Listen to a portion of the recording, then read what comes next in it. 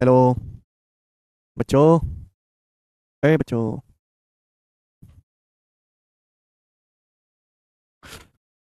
नमस्ते भाई, good evening. कैसे हैं बच्चों आप सभी लोग?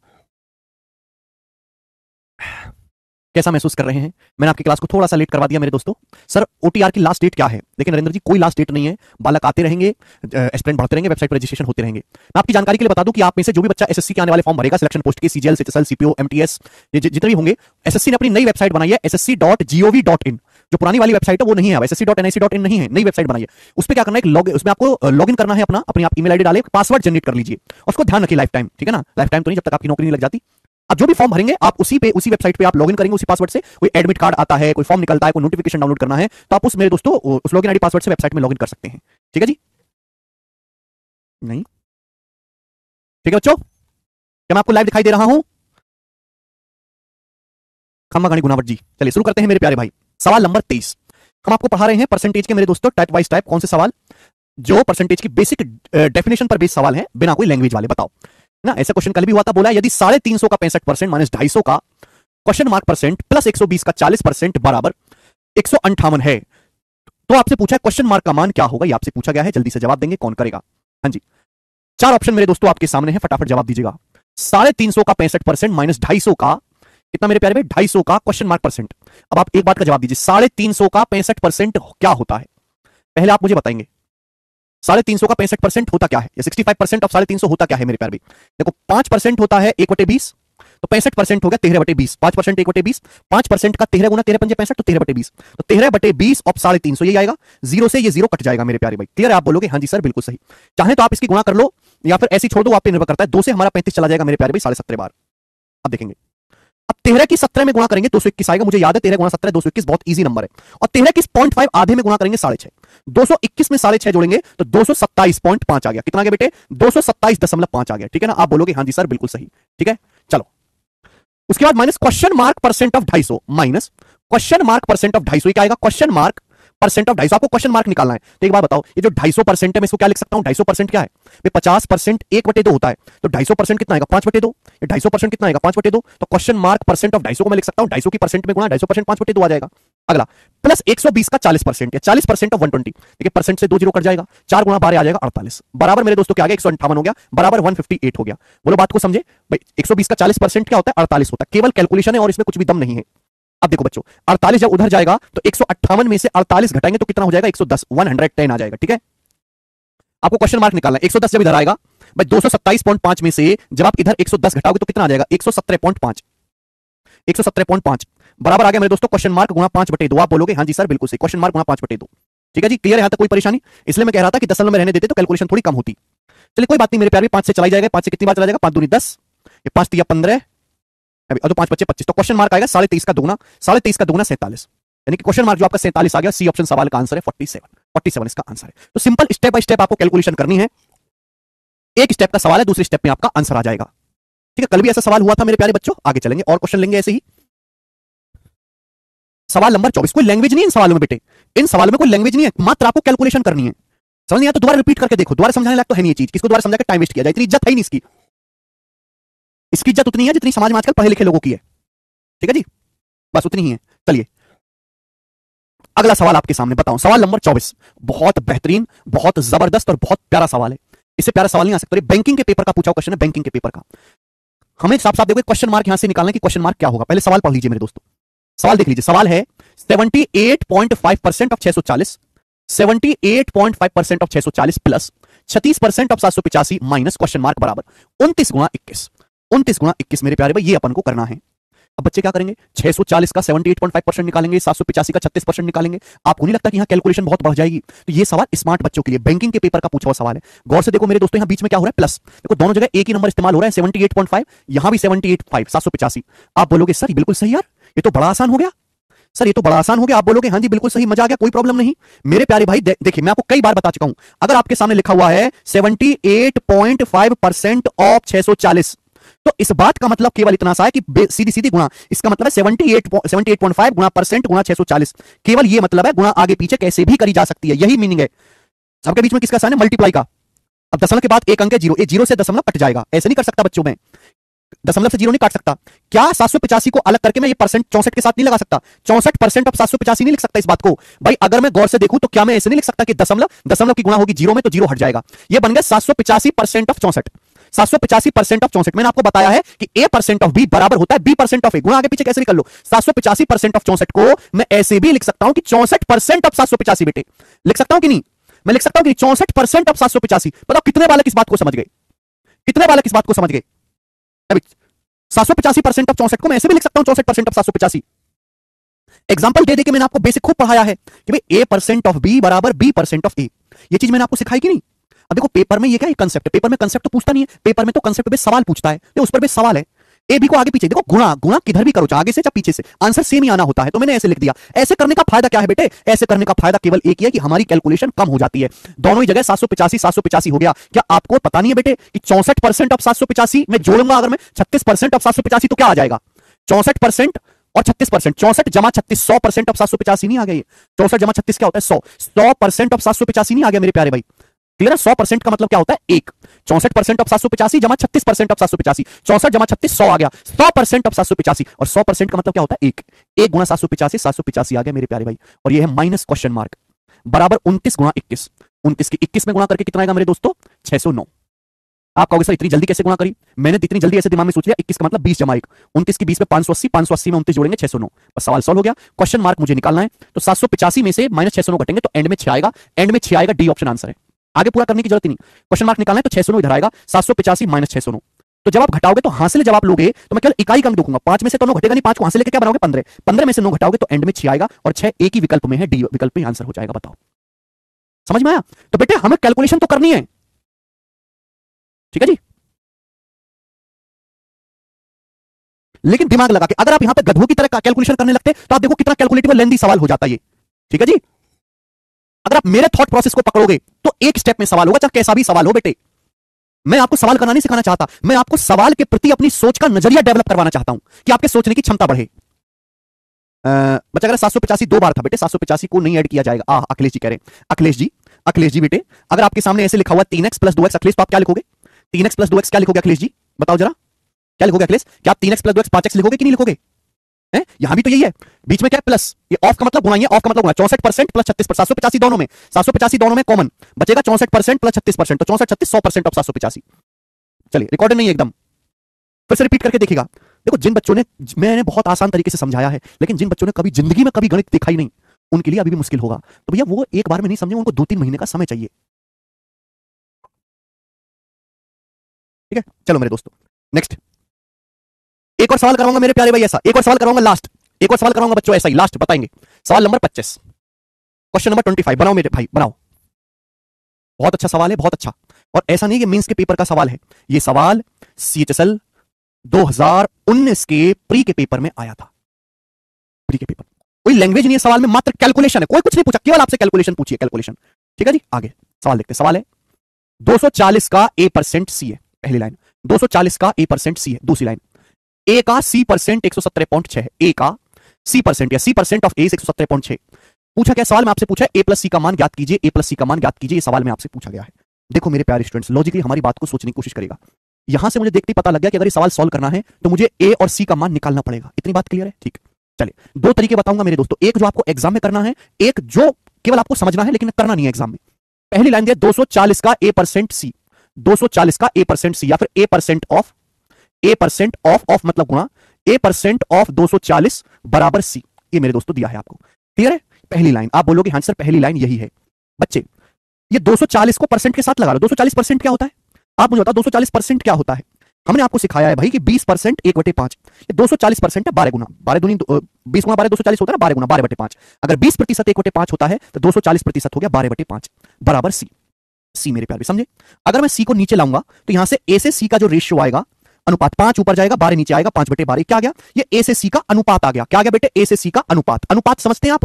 रेशियो समझती है? ए से सी का रेशियो है। रेशियो क्या चीज होती है? जैसे सपोज एग्जांपल लेते हैं, जैसे सपोज मेरे पास 350 रुपए हैं, मेरे पास 350 रुपए हैं, तुम्हारे पास 500 रुपए हैं। कितने रुपए? 500 रुपए। तो अगर मैं खुल्लम खुल्ला बताऊंगा तो पड़ोसी को पता लग जाएगा, हो सकता है पड़ोसी आके छीन ले। तो हम गुप्त भाषा में बताते हैं कि मेरे पास 350 रुपए हैं, मेरे पास 350 रुपए हैं, I have 350 rupees, you have 500 rupees. हम गुप्त भाषा में बताएंगे, खुल्लम खुल्ला बताएंगे तो पड़ोसी चुरा लेगा आके। तो इसका अनुपात ले लेते हैं, किससे कट रहा है? 50 से। 50 से 350 बार, 50 से 500 कटेगा 10 बार, यानी कि मेरे पास और आपके पास जो पैसा है उसका अनुपात 7:10 है। 7:10 अनुपात का मतलब मेरे प्यारे भाई कि अगर मेरे पास 7 रुपए है तो तुम्हारे पास 10 रुपए है, मेरे पास 14 है तो तुम्हारे पास 20 है। 3 गुना करो, अनुपात में किसी नंबर से गुना करो, कोई फर्क नहीं पड़ता। मेरे पास 21 रुपए है तो आपके पास 30 है, मेरे पास 5 गुना करो, 35 रुपए है तो आपके पास 50 रुपए है। क्लियर? आप बोलोगे हाँ जी सर बिल्कुल सही, कोई प्रॉब्लम नहीं। यानी कि मेरे पास और आपके पास जो धनराशि है उसका अनुपात ये है, ठीक है जी। ये अनुपात, ये कोई एग्जैक्ट वैल्यू नहीं है। अगर मैं अनुपात हटाऊंगा तो एक वेरिएबल से गुणा होती है, यानी कि मेरे पास अगर 7x रुपए हैं तो आपके पास 10x रुपए होंगे। अब x का मान कुछ भी हो सकता है, x का मान कुछ भी हो सकता है, सवाल पे डिपेंड करेगा। अगर हम अनुपात हटाते हैं तो एक संख्या से एक वेरिएबल से गुणा होती है कि अगर मेरे पास 7x रुपए तो तुम्हारे पास 10x रुपए हैं। बेशक हम चैप्टर परसेंटेज पढ़ रहे हैं, लेकिन आप अपने आप को, दिमाग को खाली करके मत बैठो, परसेंटेज में रेशियो का इस्तेमाल होगा।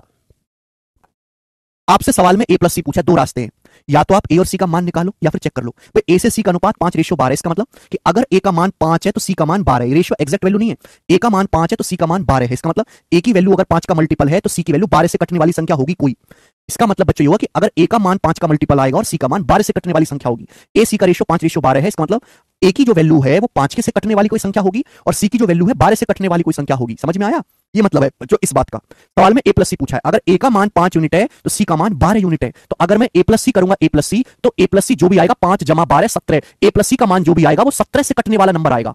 भाई अगर a का मान 5 यूनिट है तो c का मान 12 है, तो a प्लस सी क्या आएगा? 5 जमा 12 17, यानी कि 17 से कटने वाला नंबर आएगा। तो मैं केवल ऑप्शन में चेक करूंगा कि कौन सा नंबर 17 से कटता है। 17 से 196 नहीं कटता, 14 का वर्ग, 17 260 से नहीं कटता, 260 नहीं कटता 17 से, 144 17 से नहीं कटता, ये 17 से कटता है, 17 कम 17 बच गया 6, 17 64, ये नंबर 17 से कटता है, ये आंसर हो जाएगा। बस सॉल्व। मुझे आगे सवाल को सॉल्व करने की जरूरत ही नहीं है। मैंने ना ए का मान निकाला, मैंने ए और सी का एग्जैक्ट मान निकाला ही नहीं, मैंने केवल रेशियो की मदद से सवाल सॉल्व कर दिया। प्रत्येक करें, समझ नहीं आया, कोई जरूरत नहीं समझने की, नहीं आया समझ में, बस छोड़ दीजिए, अपने आप आ जाएगा कुछ समय के बाद, मानो मेरी बात। जरूरी की सारी समस्या का हल भी निकाला जाए, जरूरी की करोड़पति आज बना जाए। अरे आज बिजनेस खोलो तो सही, एक दिन बनोगे भी। समझ में नहीं आया इसका मतलब नहीं कि मैंने अच्छा नहीं पढ़ा है, ये बालक कैसे कर रहे हैं जल्दी जल्दी। समझ में नहीं आया इसका मतलब यह कि आपने जिंदगी में कभी गणित नाम की बीमारी को डील ही नहीं किया। धीरे धीरे आपकी पहले डर दूर होगा। 17.6 की कोई जरूरत ही नहीं मेरे प्यारे भाई, ठीक है। तो ये सवाल को करने का बेसिक तरीका है, बेसिक तरीका। मुझे लगता है बात सभी बच्चों को समझ में आई होगी। अगर आपको इस सवाल को पूरा सॉल्व करना है तो आपको आगे जो है करना पड़ेगा मेरे प्यारे भाई, ठीक है जी। यहां तक किसी बच्चे को कोई डाउट? आप बोलोगे नहीं सर कोई भी डाउट नहीं है, कोई भी परेशानी नहीं है। आगे चलते हैं नेक्स्ट चीज जी। अगर आपको पूरा सवाल सॉल्व करना है जी, तो ये पहली लाइन दिया कि a% गुणा a% ऑफ 240 बराबर सी, यहां से a से c का रेशियो आ गया। यहां से मेरे दोस्तों ये आ गया, c की वैल्यू क्या आ गई? 12a/5। आगे क्या दिया मेरे दोस्तों? आगे आपको दिया c% ऑफ a बराबर 117.6, या a का मतलब गुणा a का c% बराबर 117.6। ये दूसरी लाइन आपको दी है मेरे दोस्तों। अब यहां पे आपको मजदूरों की तरह सॉल्व करना पड़ेगा, मजदूरों की तरह। समझ में मेरे प्यारे भाई? आप बोलोगे हाँ जी सर। बस सी की वैल्यू कितनी है? सी की वैल्यू है 12a/5। यहां से सी का मान कितना है? सी का मान है 12a/5। ये सी का मान है, सी का मान कितना है? 12a/5। आप बोलोगे हाँ जी सर। ये वैल्यू यहां रख दो, ये वैल्यू आप यहां रख दीजिए। यहां पे सी की जगह क्या रख देंगे? सी की जगह आप रख देंगे 12a/5। सी की जगह रख देंगे 12a/5। ये परसेंट है, परसेंट का मतलब होता है 1/100। परसेंट का क्या मतलब होता है? 1/100। परसेंट मतलब 1/100, परसेंट मतलब 1/100। मैंने कुछ नहीं किया राक्षसों, कुछ नहीं किया मैंने।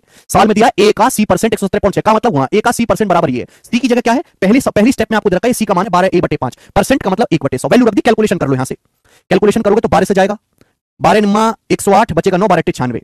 तो a गुणा a क्या हो गया? a स्क्वायर बराबर क्या आएगा? a स्क्वायर बराबर क्या आएगा? ये 500 है, 500 की गुणा करेंगे 9.8 में, 500 की 9.8 में गुणा करेंगे 4900। 500 की 9.8 में गुणा करेंगे 4900 आएगा, 4900। a स्क्वायर 4900 आ गया तो a का मान आ गया 70, अंडर रूट लेंगे 70 का वर्ग होता है 4900। a का मान 70 आ गया। अगर a का मान 70 आ गया तो c का मान क्या यहां से आ जाएगा? a का मान 70 आ गया तो c का मान क्या है? 12a/5। a की जगह 70 रख देंगे, 5 से 70 जाएगा 14 बार, 12 गुणा 14 आ गया मेरे प्यारे भाई यहां से 168। तो a का मान 70 आया है, c का मान 168 आया है। सवाल में आपसे पूछा a प्लस सी, इसका पूरा सोल्यूशन है जो कि बहुत लेंदी है। a की जगह मैंने 70 रखा, b की जगह मैंने 168 रखा, दोनों को जोड़ा 238 इसका आंसर आएगा। बात समाप्त, ठीक है जी, ओके। लेकिन पेपर में ऐसा कुछ नहीं करना, इस तरीके से करोगे तो पेपर में बहुत टाइम जाएगा। हमेशा सवाल को ज्यादा से ज्यादा ऑप्शन से करने की कोशिश करो। मुकेश कहने से समझ नहीं आता है मुझे कुछ भी मैथ। मुकेश जी कोई परेशानी नहीं है, केवल मुर्दे की तरह पढ़ते रहिए, पढ़ते रहिए, पढ़ते रहिए। एक दिन आपके दिमाग के ढक्कन खोलेंगे और आपको थोड़ा थोड़ा समझ में आना शुरू होगा। मैं अक्सर बच्चे से कहता हूं कि बालक ऐसे हैं जिन्होंने जिंदगी में कभी मैथ नहीं पढ़ा और वो चाहते हैं कि सर जो पढ़ा रहे हैं तुरंत आ जाए, हमें कभी नहीं करा कुछ भी, हमें तुरंत आ जाए, हमको तुरंत आ जाए। हमने कभी जिंदगी में कोई फिजिकल काम नहीं करा, हम चाहते हैं कि हम एक दिन कराटे क्लास करा ब्रूस ली बन जाए, एक दिन कराटे क्लास करा ब्रूस ली बन जाए। नहीं नहीं भाई साहब, कतई नहीं। हमको करना क्या चाहिए? हमको बस मुर्दे की तरह ऐसे जैसे मर गए प्राण निकल गए, बस ऐसे देखते रहना चाहिए। देखते, हिलना नहीं, बस देखते रहना है। 15 दिन बाद, 20 दिन बाद, 25 दिन बाद दिमाग के ढक्कन खुलेंगे। उस दूसरे बच्चे से बिल्कुल तुलना मत करो अपनी जो बहुत मेहनत करके आया है, उस बच्चे से तुलना मत करो, ठीक है ना। चलिए आगे चलते हैं, नेक्स्ट अगला सवाल। तो मैंने आपको 4 टाइप के क्वेश्चन कराए, ठीक है भाई, अगर आप कहीं और पढ़ेंगे तो ये सब सवाल करवाई नहीं जाएंगे आपको, कि मुश्किल होता है बच्चे के लिए। मैं तो हर चीज करवाता हूं, चाहे वो आसान हो चाहे मुश्किल हो। अगर आप कहीं और से पढ़ेंगे तो मैं आपको गारंटी देता हूं कि आपको ये चीज पढ़ाई ही नहीं जाएगी, क्योंकि टीचर को अच्छी तरीके से पता है बच्चे समझेंगे नहीं, वो इग्नोर कर देंगे। चलो अगला टाइप, ध्यान से सुनेगा मेरे दोस्तों, सवाल नंबर 26 अगला, नेक्स्ट क्वेश्चन। आपको केवल वो चीज पसंद आती है जिसमें आप खुश रहो, क्योंकि मेरा मकसद खुश करना ही नहीं। तुम्हारी आज की स्टेट खुशी कल की बर्बादी लेके आएगी। ये वही बैच है जिससे पढ़ के 2019, 2020, 2021, 2022, 2023 5 साल के टॉपर निकले। ये वही बैच है जिससे 3 साल सीडीएस का रैंक 1 निकला है। ये वही बैच है जिसमें अगर 100 बालक की अगर नौकरी लगती है ना एसएससी में, 100 बालक में से 60-70 बालक केवल इसी जीरो टू हीरो बैच से पढ़ा हुआ होता है। जितना सिलेक्शन इस जीरो टू हीरो बैच से होता है ना, ये जितने भी मार्केट में टीचर है ना, ऑनलाइन ऑफलाइन, ये 1000-10,000 जितने टीचर है, वो मिला के भी नहीं होता है उनका, उतने टीचर्स का मिला के भी नहीं होता है सिलेक्शन। ये वही बैच है, क्योंकि हम बच्चों के साथ बहुत ज्यादा मेहनत करते हैं। वो अलग बात है कि कुछ बच्चे बीच में दम तोड़ देते हैं, क्योंकि उनकी काबिलियत, उनके अंदर आग ही नहीं होती मेहनत करने की। कभी जो बच्चे सिलेक्ट हो चुके हैं ना, जो बच्चे सीनियर हैं, जो बच्चे की नौकरी लग चुकी है, लाइब्रेरी में जो बच्चे सिलेक्ट हो चुके हैं, एक बार जाके उनसे पूछो कि जीरो टू हीरो बैच में किस टीचर से पढ़े थे, तब वो आपको बताएगा। ऐसे थोड़ा सड़क से उठ के आ गए हैं, 5-5 साल से यहीं से टॉपर निकल के आ रहा है इसी बैच से पढ़ के, और कहीं से नहीं। जी अगला सवाल जीडी का। अनाज के किसी भंडार में से 1/8 हिस्सा सड़ा हुआ है, उस भंडार में अनाज का कितना % सड़ा हुआ नहीं है। बहुत बेसिक सी बात। अब धीरे धीरे यहां से लैंग्वेज वाले सवाल होंगे। लैंग्वेज वाले, हमारे पास अनाज है, अनाज का एक स्टॉक है, उसमें 1/8 हिस्सा सड़ा हुआ है, तो पूछा कितना % हिस्सा सड़ा हुआ नहीं है। देखिए टोटल तो अनाज 100% होता है, आपसे परसेंटेज में पूछा ना, टोटल तो बच्चों 100% होता है, 100% में से कितना सड़ा हुआ, 1/8 हिस्सा। बच्चों मैं आपको 1/8 हिस्सा बता चुका हूं, 1/8 होता है 12.5%। 12.5% अनाज एक स्टॉक में सड़ा हुआ है, पूछा कितना हिस्सा सड़ा हुआ नहीं है। तो टोटल 100% है बेटे, टोटल अनाज तो 100% होता है, 100% में से 12.5% अनाज सड़ा हुआ है, तो कितना हिस्सा सड़ा हुआ नहीं है घटा देंगे, बाकी सड़ा हुआ नहीं है। 100 में से 12.5 घटाएंगे तो 87%, 87.5% अनाज बिल्कुल ठीक है, सड़ा हुआ नहीं है। ये बात लेकिन आपको लिखनी नहीं थी बच्चों, ये जीडी का ऐसा सवाल है जो पेन फ्री होना चाहिए। इतने इजी भी आते हैं रजत जी, हर टाइप के सवाल आते हैं, इजी भी मॉडरेट में, दोनों ही करवाऊंगा, लेकिन आपकी इच्छा ऐसी कि केवल इजी होता रहे, कि हमसे होता रहे, ऐसा नहीं। तुम्हारी खुशी नहीं देखी जाएगी, ये देखा जाएगा कि पेपर में किस हिसाब से चीज आ रही है। पेपर में मुश्किल चीज आ रही है तो मुश्किल पढ़ाएंगे, आसान आ रही है तो आसान पढ़ाएंगे, मॉडरेट आ रही है तो मॉडरेट पढ़ाएंगे। ठीक है, चलो सवाल नंबर है आपके सामने 27। एक और क्वेश्चन बिल्कुल ऐसा ही मेरे प्यारे भाई, सवाल है सीपीओ 2019 के एग्जाम का, बिल्कुल एक और ऐसा ही सवाल, सीपीओ 2019। सोच समझ के बताइएगा, गलती मत करिएगा, सोच के बताइएगा। 7/8 ही तो होता है प्रतिभा, 87%, 7/8। बताओ, सीपीओ 2019 के एग्जाम का पूछा हुआ सवाल है, बोला है, ध्यान से सुनिएगा मेरे दोस्तों। फोटोग्राफ शब्द में ये सवाल जो है केवल परसेंटेज की परिभाषा पे, जो परसेंटेज का बेसिक जानता है वो बालक इन सवालों को करेगा। यदि फोटोग्राफ शब्द में पीएच के स्थान पर एफ लिख दिया जाए तो अक्षरों की संख्या में कितने प्रतिशत की कमी होगी। फोटोग्राफ शब्द में पीएच के स्थान पर अगर एफ लिख दिया जाए तो अक्षरों की संख्या में कितने प्रतिशत की कमी होगी। बहुत सारे बच्चे सवाल का आंसर 10% बता रहे हैं, कुछ बच्चे 20% बता रहे हैं। जो 10% बता रहे हैं वो जल्दबाजी कर रहे हैं और उनका आंसर गलत है। आप कहोगे सर कैसे? फोटोग्राफ शब्द में पीएच की जगह हमने क्या लिख दिया, हमारे पास एक लेटर है फोटोग्राफ वर्ड, पीएच की जगह हमने एफ लिख दिया, तो बताओ अक्षरों की संख्या में कितने % की कमी होगी। बताओ पहले कितने अक्षर थे फोटोग्राफ में, 1 2 3 4 5 6 7 8 9 10 गिन लिए मैंने, पहले 10 अक्षर थे, हमको पीएच की जगह एफ लिखना है। तो सोचो भाई, पीएच यहां भी है, पीएच यहां भी है बेटे, यही तो ध्यान नहीं दिया आपने, केवल एक ही चीज देखी। अगर मैं पीएच की जगह एफ लिख दूंगा तो बताओ कितने लेटर कम हो जाएंगे, 2 लेटर कम नहीं हो गए, पहले 10 थे अब 8 ही रह गए, 2 लेटर कम हो गए, पहले 10 थे, कितने लेटर कम हो गए, 2 लेटर कम हो गए, कमी होगी 2/10। 1/10 होता है 10%, 2/10 होता है परसेंट में 20%, 1/10 10%, 2/10 20%, तो 20% की कमी हो जाएगी भाई, ये आंसर है। बताओ, समझ में आया? तो चीज को ध्यान से पढ़ें, कभी कभी बहुत आसान सी चीजें भी जोश जोश में जल्दबाजी में गलत हो जाती हैं। ठीक है, आगे चलें, नेक्स्ट अगला टाइप। ठीक है ना, 2 क्वेश्चन हो गए जी, ऐसे अगला टाइप। सवाल नंबर है बच्चे आपके सामने यहां पर 28 नंबर बनाएं। अगला टाइप, जितना मैं पढ़ा रहा हूं केवल उतना काफी, आपको घर पे जाके अपनी तरफ से कुछ भी करने की जरूरत नहीं है, ना कोई प्रीवियस ईयर का सवाल लगाना, ना कोई पीडीएफ सॉल्व करनी, कुछ नहीं, जितना बस हम क्लास में पढ़ा रहे हैं उतना काफी है। बस आप उसका रिवीजन कर लो और एग्जाम से कुछ दिन पहले मॉक टेस्ट लगा लेना, बस। अगला टाइप मेरे दोस्तों आपके सामने आएगा, दिल्ली पुलिस कांस्टेबल 2023 के पेपर का 2 क्वेश्चन मैं आपको इस टाइप के कराऊंगा। बहुत प्यारा टाइप है, बहुत ईजी है। ठीक है, सब कुछ बेसिक थ्योरी में मैं आपको पढ़ा चुका हूं। बोले रोहन की सैलरी 40,000 से बढ़ के 45,000 हो गई, तो उसकी सैलरी में कितने % की वृद्धि हुई। बताओ, रोहन की सैलरी 40,000 थी, 40,000 से बढ़ के 45,000 हो गई, तो रोहन की सैलरी कितने % की वृद्धि हुई। बिल्कुल बेसिक सवाल, जो बच्चे करने वाले वो दिमाग में कर लेंगे। A option 12.5%। मैंने आपको सिखाया है, रोहन की सैलरी पहले कितनी थी, 40,000 रुपए। रोहन की सैलरी थी कितनी बेटे, पहले 40,000 रुपीज। सैलरी 40,000 से बढ़ के कितनी होगी, 45,000 होगी। तो रोहन की सैलरी 40,000 से 45,000 होगी, तो रोहन की सैलरी बढ़ी कितनी, 5,000 रुपए बढ़ी।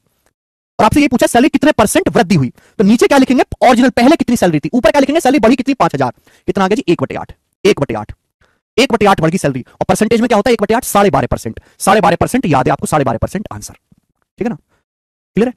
बच्चे ना केवल इतना सीखने में राजी होते हैं, अगर इस टाइप का मैं सवाल करवा के अगला टाइप शुरू कर दूं हर बच्चा आप में से खुश रहेगा, समझ में, वो लगेगा हाँ बहुत बढ़िया हो गया, बिल्कुल हमने पढ़ लिया टाइप वाइज टाइप, कुछ छूटा नहीं है। लेकिन एग्जाम में केवल इतनी डाटा सवाल यही आएगा, लेकिन एग्जाम में केवल इस इतने इजी डाटा के सवाल आए ऐसा जरूरी नहीं है। सेम क्वेश्चन मैं आपको दूंगा लेकिन आपको ना नहीं याद आ जाएगी जब सवाल में कैलकुलेशन बढ़ा दी जाती है। सवाल हम आपसे पूछ रहे हैं 29वां बताओ, ये सवाल भी दिल्ली पुलिस कांस्टेबल के ही एग्जाम का है 2023 का, बनाए जरा बोलिए, ये सवाल भी दिल्ली पुलिस कांस्टेबल के ही एग्जाम का है। एक शहर की जनसंख्या 2017 में 3,68,000 से घटकर 2020 में 3,27,200 हो गई। शहर की जनसंख्या में कितने प्रतिशत की कमी हुई? और आंसर आपको नियरेस्ट इंटीजर लगभग में बताना है। आंसर क्या आपको बताना है? निकटतम पूर्णांक तक आपको आंसर बताना है, निकटतम पूर्णांक तक। ये सवाल है, करो जरा इसे करके बताओ। सेम क्वेश्चन सेम एग्जाम का सवाल बनाइए। एक शहर की जनसंख्या 2017 में कितनी थी? 3,68,000, 2020 में घट के होगी 3,27,200। तो पूछा यह गया है कि शहर की जनसंख्या में कितने प्रतिशत कमी हुई। तो जो बच्चे बेसिक कमजोर हैं, बेसिक से कैसे करेंगे वो करेंगे भाई। पहले जनसंख्या कितनी थी? पहले जनसंख्या थी शहर की 3,68,000, 3,68,000, 3,68,000 से जनसंख्या कितनी होगी घट के? 3,27,200। तो बताओ कितना कम होगी, माइनस करेंगे, घटाओ कितना कम होगी। तो आप कहोगे सर 800, अभी 800 बचेगा 7, 7 में से 7 गया 0 और 6 में से 2 गया 4, 40,800। जनसंख्या कितनी कम होगी बच्चे? 40,800। 3,68,000 में से 3,27,200 घटाएंगे तो मेरे दोस्तों 40,800 आएगा। पहले 3,68,000 थी, जनसंख्या 40,800 कम होगी, माइनस साइन का मतलब होता है जनसंख्या कम हो गई, ठीक है। और परसेंटेज में निकालना इनटू 100% ही आएगा। 100 से गुणा करेंगे, परसेंटेज का साइन लगाएंगे, आप बोलोगे हाँ जी सर बिल्कुल सही। 2 0 से 2 0 कट जाएगा, फिर 1 0 से 1 0 कट जाएगा, इसको भाग देंगे पागलों की तरह। बताओ बच्चों किससे जा रहा है ये जा रहा है 8 से। अभी 8 पंजे 40, 8 एकम 8, 510, 8 से जाएगा, 8 चौक 32, फिर 4 8 48, 510/46। 510 को 46 से भाग देंगे तो पूरा तो भाग जाएगा नहीं, जब 510 को 46 से भाग देंगे कितनी बार जाएगा? 46 एकम 40, 40 एकम 40 बचेगा मेरे दोस्तों कितना? 40 एकम 40, 5 बचेगा, 5 0, फिर 40 एकम 40, फिर 4 0, फिर दशमलव लगा के मेरे दोस्तों क्या करेंगे? 4 बचेगा ना, दशमलव लगा के 0 बढ़ा लेंगे तो 11 पॉइंट समथिंग आएगा, 11 पॉइंट समथिंग आएगा मेरे प्यारे भाई। ठीक है, 510 को जब मैं 40 से भाग दूंगा तो 40 एकम 40, 5 0, फिर 40 एकम 40 बचेगा 4, फिर दशमलव लगा के 0 बढ़ा लेंगे, फिर 0 आएगा तो 11.0 समथिंग आएगा, लेकिन लगभग 11%, लगभग 11% इस सवाल का आंसर होगा बी ऑप्शन, अप्रॉक्स 11%। पूरा पूरा तो जाएगा नहीं, लगभग 11% आ जाएगा। 3,27,200 है बेटे, ओके, समझ में आई? आप बोलोगे हाँ जी सर समझ में आई। अब मेरे दोस्तों यहां पे थोड़ा सा दिमाग लगाओ, थोड़ा सा दिमाग। इतना आपको करने की जरूरत नहीं है मजदूरों की तरह, ये तो मजदूरी होगी भाई साहब। थोड़ा सा दिमाग, धीरे धीरे आप सीखोगे। अप्रॉक्स, एग्जैक्ट कैलकुलेशन करनी ही नहीं होती है, अप्रॉक्स करनी होती है। एक शहर की जनसंख्या 3,68,000 से घटके 3,27,200 हो गई, तो बताओ कितना परसेंट घटी? आप इसका अनुपात ले लो, जितना आप ले सकते हो उतना इजी ले लो। 2 0 से 2 0 कट गया मेरे दोस्त, 2 0 से 2 0 कट गया। आगे अनुपात लेने की जरूरत नहीं, टाइम वेस्ट है। यानी कि मेरे दोस्तों पहले अगर 3680 थी, अगर पहले 3680 थी तो अब जनसंख्या होगी 3272, 3680 थी 3272। अच्छा आंसर अप्रॉक्स में बताना है तो 200 को इग्नोर कर सकते हैं, 200 तो बहुत छोटा नंबर है, 200 को आप ये 0 मान लो। देखो 3 0 से 3 0 काट लो, 3 0 से मेरे प्यारे भाई 3 0 काट लो, ऐसे देखा करो भाई। जब सवाल में आपको अप्रॉक्स आंसर निकालना है तो 200, 3,27,000 के सामने 200 बहुत छोटा नंबर है, मैंने 200 की जगह 0 कर दिया। 3,27,200 को 3,27,000 लिखने में कोई प्रॉब्लम नहीं है, 3 0 से 3 0 कट जाएगा, ये हो गया जी। यानी कि मेरे दोस्तों अगर एक बार में नहीं आएगा, जब मैं आपको 25-30 सवाल समझा दूंगा तब आप समझोगे कि मैं कहना क्या चाहता हूं। 368 से जनसंख्या 327 हो गई तो कितना कम होगी? तो आप कहोगे सर 41 कम होगी, 8 में से 7 गए, 6 में से 2 गया 4, जनसंख्या 41 कम होगी, 41। मैं आपको ये चीज अच्छी तरीके से समझा चुका हूं कि बेस जो होता है वो हमेशा 100% होता है। अगर जनसंख्या पहले 368 थी तो 368 से जनसंख्या अब कितनी होगी? 327 हो गई, तो जनसंख्या कम कितनी होगी? 41। तो 10% से तो ज्यादा है ना, ये तो उत्तर होगा ही नहीं। बेस जो होता है बेटा 100% होता है। 368 जो है ना, 368 ये 100% की वैल्यू है, 100% की वैल्यू। ये जो 368 है ये 100% है। बेस हमेशा 100% होता है। मतलब ये हुआ कि 368 का 41 कितना परसेंट है? अगर पहले जनसंख्या 368 थी तो 41 कम होगी, 368 का 41 कितना परसेंट है? अगर 368 का 10% में निकाला जाए, 10 से भाग दो तो 36.8 आएगा। अगर 368 का 10% भी निकाला जाए, मैं दिमाग भी सोचता कि 368 का 10% होता है, 10 से भाग देना 36.8, ये 41 है, यानी कि 10% से ज्यादा कम हुई है, ये आंसर नहीं हो सकता। इनमें से आंसर होगा अगर मैं 368 का 12% निकालूं, 12%, अरे 368 है, 368, दिमाग में सोचो, अगर 368 का 12% भी निकाला जाए, आपको लग रहा होगा क्या कर रहे हैं, क्या बकवास की चीज है, लेकिन अभी नहीं आएगा इसका महत्व समझ में, आपको 25-30 सालों के बाद आएगा, इसलिए आप मुद्दे की तरह सुनते रहे। 368 का 12% भी निकाला जाए, अरे दिमाग में सोचो, 300 का 12% 36 होता है, 68 को समझो 70, 70 का 12% 84 होता है, ये तो 44 पहुंच जाएगा, 36 8 44, दिमाग में कर लेता मैं चीज। यानी कि अगर मैं 368 का 12% निकालूंगा तो 41 से बहुत बड़ा चला जाएगा, 44 पहुंच जाएगा, यानी कि 12% नहीं कम, 12% से कम आएगा, 12% से कम आएगा, 10 से ज्यादा, एक ही आंसर है 11। पेपर में आप ऐसे सोचोगे और ये सब चीज करने में मेरे प्यारे भाई आपको मात्र 5 सेकंड का समय लगेगा, 5 सेकंड का।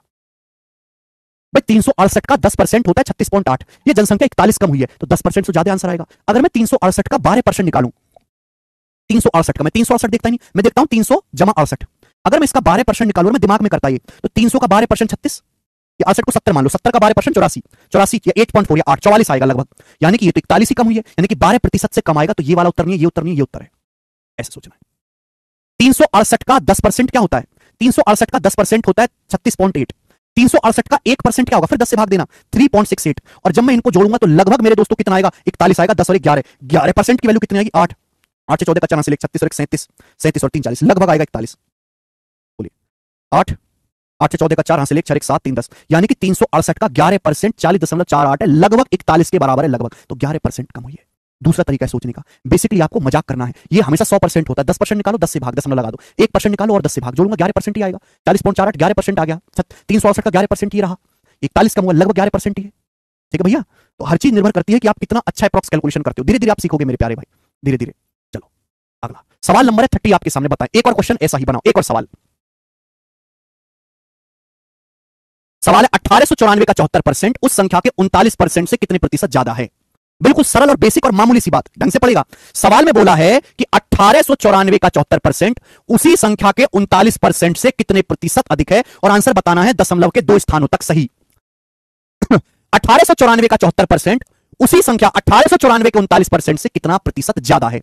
देखो इस 1894 का सवाल से कोई लेना देना है ही नहीं, ये केवल आपको कंफ्यूज करने के लिए दिया है। सवाल इतना सा है कि 1894 का 74% 1894 के 39% से, 1894 के 39% का मतलब 1894 के 39% से कितना ज्यादा है? ये 1894 का 74% 1894 के 39% से कितना ज्यादा है? बेटे जब मैं अनुपात लूंगा तो 1894 तो कटना ही था, इसके लिखने की जरूरत क्या थी? 1894 की जगह कोई और नंबर होता 1716, कोई और नंबर होता 21600, कोई फर्क नहीं पड़ता भाई। सवाल 1894 देखो मत देखो, किसी संख्या का 74%, किसी संख्या का 74% उस संख्या के 39% से कितना ज्यादा है? 74% उस संख्या के 39% से कितना ज्यादा? रेशियो ले लो मेरे दोस्तों, ये परसेंटेज भी कट जाएगा मेरे प्यारे भाई। यानी कि सवाल मात्र इतना सा था कि 74 74 जो है वो 39 से कितने प्रतिशत ज्यादा है, 74 39 से कितने प्रतिशत ज्यादा है। इस सवाल के ऑप्शंस देखो कितने दूर दूर है। बेसिक बच्चा कैसे करेगा? बेसिक बच्चा ये करेगा कि 74 39 से कितने परसेंट ज्यादा है, बेस क्या आएगा 39। आप बताओ कितना ज्यादा है?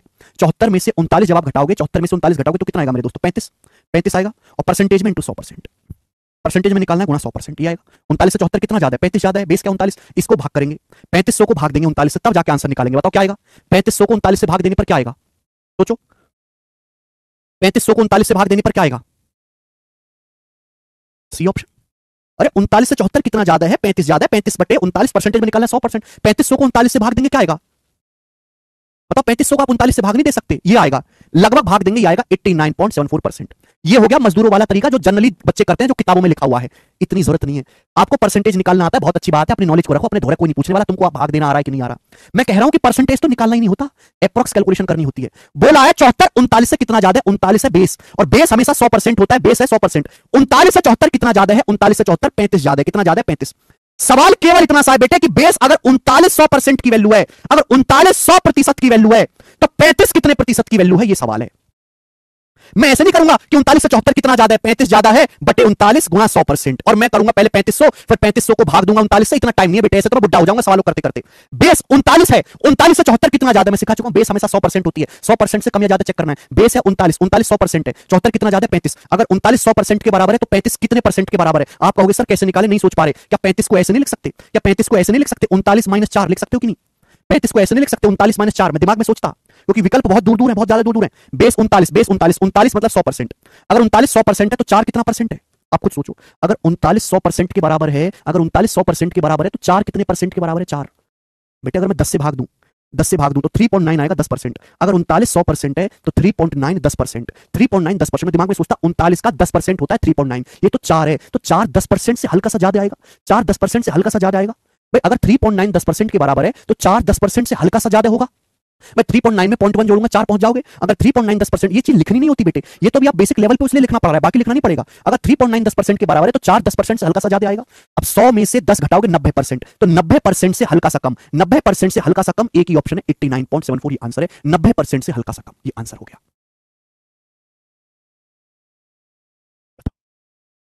सोचो आप, 39 का 10%, 3.9 है, तो 4 भी तो लगभग 10% ही होगा, यानी कि आंसर जो आएगा 90% के नजदीक आएगा। 90% के नजदीक ए ऑप्शन है, ये उत्तर होगा। ये सीखना है, नहीं इतना अप्रॉक्स नहीं करने बेटा कि आप 39 को 40 मान लो ना। मजा आया? धीरे धीरे डेवलप होगा, ऐसा नहीं कि आप तुरंत ही सीख जाएं। बहुत स्लो प्रोसेस है, स्लो प्रोसेस नहीं, कोई दिक्कत नहीं, आगे बढ़ जाओ, आगे बढ़ जाओ, आगे। अगला टाइप मेरे दोस्तों आपके सामने, अगला टाइप है मेरे प्यारे भाई, 3 क्वेश्चन इस टाइप के होंगे, 3 क्वेश्चन, सवाल नंबर 31 बताएं। ठीक है जी, टाइप समाप्त। नेक्स्ट आगे आपके सामने बनाओ। एक फैक्ट्री में, in a factory 48% of number of male worker is equal to 2/3 of female worker. What the ratio of male to that of female in the factory. बहुत बेसिक सवाल है, कुछ भी नहीं है। सवाल अक्सर पेपर में आते हैं कि एक कारखाने में मेल वर्कर का 48% फीमेल के 2/3 के बराबर है। एक कारखाने में मेल भी है और कारखाने में फीमेल भी है, बोला है मेल संख्या का, मेल वर्कर्स का 48%, पुरुषों की संख्या का 48%, महिला श्रमिकों की, महिला कर्मचारियों की संख्या के 2/3 के 2/3 के बराबर है, ये बोला। सवाल में पूछा मेल फीमेल की संख्या का अनुपात कितना है। मेल वर्कर का 48%, फीमेल के 2/3 के बराबर है। बताओ 48% होता क्या है। आप ये बात जानते हो कि 4% 1/25, ये 48% है। 48% कितना आएगा, 12/25। 4% अगर 1/25 है तो 48% कितना आएगा मेरे दोस्तों, 12/25 आएगा कि नहीं आएगा। बोलिए, आप बोलोगे हाँ जी सर बिल्कुल आएगा।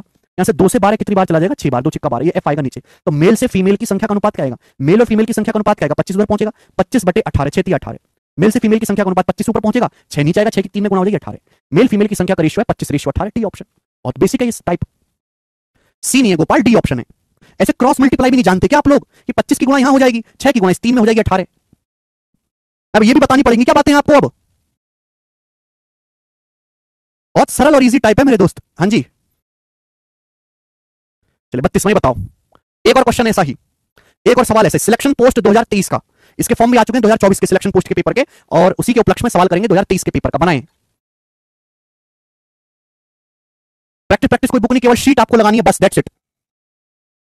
यदि किसी संख्या का 20% दूसरी संख्या से घटाया जाए और तो दूसरी संख्या घटकर 70% हो जाती है, तो पहली संख्या का दूसरी संख्या से अनुपात क्या होगा। बिल्कुल बेसिक सवाल, और जैसे सवाल कहे वैसे आपको लिख देना है। यदि किसी संख्या का 20% दूसरी संख्या से घटाया जाए तो दूसरी संख्या घटकर 70% हो जाती है। Second number decreases to its 70%, decreases to शब्द लगाए है ना, ग्रामर पढ़ लेना तो आपको समझ में आएगा। दूसरी संख्या घटकर 70% हो जाती है। दूसरी संख्या पहले 100% थी, दूसरी संख्या 100% से घटकर कितनी होगी, 70% होगी जी खुद का। तो आपसे पूछा पहली संख्या का दूसरी संख्या से अनुपात क्या होगा। ठीक है बच्चों, कुछ भी नहीं है। मान लिया पहली संख्या ए है और दूसरी संख्या बी है, मान लो। आप मानने को XY मान सकते हो, फर्स्ट सेकंड मान सकते हो, जो आपको पसंद है। पहली संख्या ए, दूसरी संख्या बी, जैसे सवाल बोले वैसे करो। बोला यदि किसी संख्या का 20% दूसरी संख्या से घटाया जाए, दूसरी संख्या बी है, किसी संख्या मतलब पहली संख्या, पहली संख्या का 20%, पहली संख्या का 20% घटाया जाता है दूसरी संख्या से। दूसरी संख्या क्या है, बी। दूसरी संख्या में से पहली संख्या ए का 20% घटाया जाता है, तो घटाने के बाद मेरे प्यारे भाई दूसरी संख्या घटकर 70% हो जाती है। दूसरी संख्या यानी कि बी, दूसरी संख्या जो है बी, वो घटके कितना हो जाती है, 70% हो जाती है। दूसरी संख्या बी घटकर 70% हो जाती है। बात को समझे, यही कहा गया है। बताओ बेटे, यही कहा गया है सवाल में, कुछ नया तो नहीं है। किसी संख्या का 20%, किसी मतलब पहली संख्या का 20% जब दूसरी संख्या बी में से घटाया जाता है तो दूसरी संख्या घटकर 70% रह जाती है। डिक्रीजेस टू और डिक्रीजेस बाई में फर्क है। अगर डिक्रीजेस बाई होता तो मतलब पहली संख्या 70% घट गई। डिक्रीजेस टू शब्द लगाए तो इसका मतलब है कि दूसरी संख्या घटकर 70% रह गई। फर्क है दोनों में। तो बेटे क्या कर सकते हो, यहां से बी है, हर संख्या अपने पे 100% होते हैं। बी का मतलब क्या होता है, बी का 100%, बी का मतलब क्या है, बी का 100%। आप बोलोगे हाँ जी सर यही मतलब है।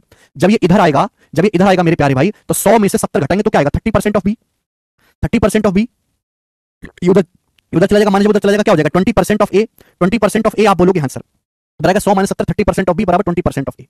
अब बोला पहली दूसरी संख्या का अनुपात है, परसेंटेज कटी जाएगा, जीरो कटी जाएगा। पहली ए और दूसरी बी, ए से बी का रेशियो पूछा, ए से बी का रेशियो, बी उधर जाएगा, 2 इधर आएगा। ए से बी का रेशियो आएगा 3/2, ए से बी का रेशियो 3/2 आ गया। आंसर है पहला ऑप्शन 3/2, 2/3 नहीं आएगा, 3/2 आंसर है।